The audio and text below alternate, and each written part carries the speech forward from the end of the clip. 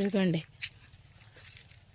మా చెట్టుకి అలసందలు అయ్యాయండి. ఇదిగోండి అలసందలు చూసారా అండి, అలసందలు భలే వచ్చాయండి. అలసందలు మట్టుకు బా భలే వచ్చాయి.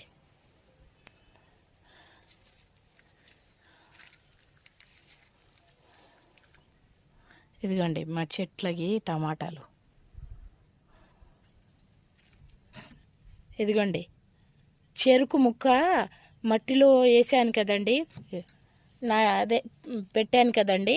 ఇదిగోండి చెరుకు కొమ్మలు, అదే చెరుకు అయ్యింది చూడండి, వచ్చినాయి 2 అయినాయి. చూసారండి చెరుకు.